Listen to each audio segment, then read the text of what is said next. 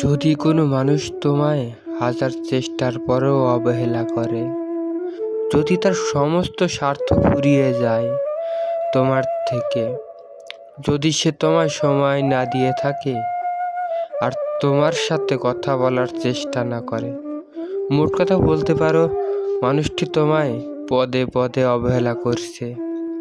তোমায় বারবার বোঝাচ্ছে সে অনেকটাই ব্যস্ত আর সে তোমার সাথে কথা বলতে চায় না। আর যদি তুমি তার কাছে কান্না করো, নত হও, তার কাছে সময়ের জন্য ভিক্ষা চাও, তবে এখন সেটা বন্ধ করে দাও। সবার প্রথমে তোমাকে এটা বুঝতে হবে যে ভিক্ষে চাইলেই সময় আর ভালোবাসা কোনোটাই পাওয়া যায় না। তার বদলে সেটা পাওয়া যায় শুধু ভিক্ষে। তো তার কাছে নিজের সেলফ রেসপেক্টকে হারিয়ে তার কাছে তার ভালোবাসার সময়ের ভিক্ষে চাওয়াটা সবার প্রথমে বন্ধ করে দিতে হবে।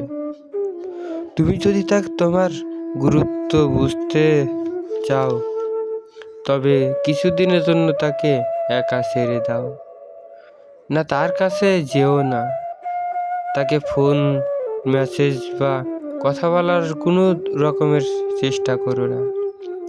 দেখবে তার ভিতরে তোমার জন্য যদি একটুও সম্মান, একটুও ভালোবাসা কিংবা একটুও ভ্যালু থাকে, তবে সে সেই সম্পর্ককে বাঁচানোর জন্য নিশ্চয়ই তোমার কাছে ফিরে আসবে।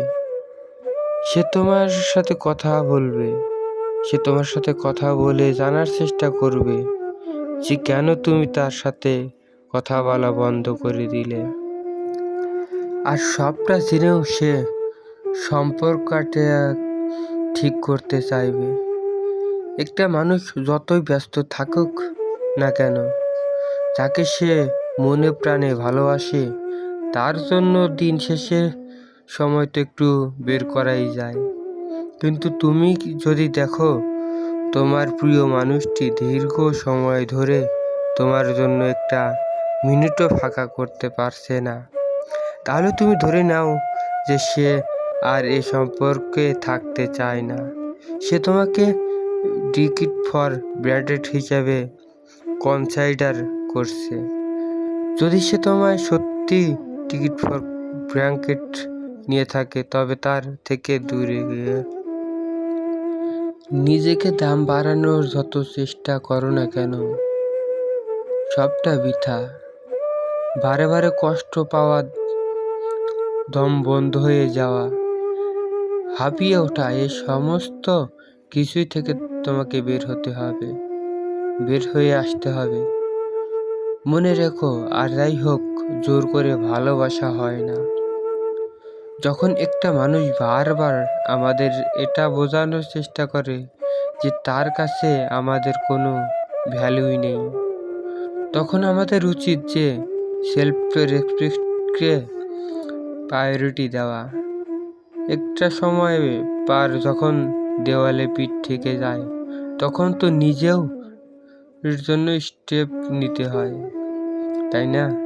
তুমি তাকে ভালোবাসো, তুমি আর সাথে সময় কাটাতে চাও, তুমি তার সাথে গোটা জীবন কাটাতে চাও, সবই তো ঠিক আছে, কিন্তু নিজেকে এতটা সস্তা করে দিও না, নিজেকে এতটা সহজ করে দিও না। নিজের দামটা বোঝার চেষ্টা করো।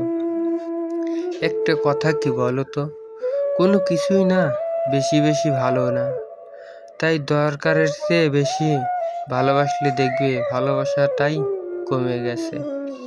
ভালোবাসা ভুল নয়, ভালোবাসা খারাপও নয়, তবে সমস্যাটা কোথায় বলো তো? আমরা ভালোবাসার এতটা অভাব যে শেষ পর্যন্ত নিজের পায়ের তলার মাটিটাও খুঁজে পাই না। তাই সময় থাকতে নিজের মূল্য বোঝো, নিজের দামটা বোঝা। যখন তুমি তোমার নিজের দামটা বুঝবে, যখন তুমি তোমার মূল্যটা বুঝবে, তখনই তোমার সামনের দিকে লোকটি তোমাকে সেই প্রাপ্য মূল্যটা দিবে।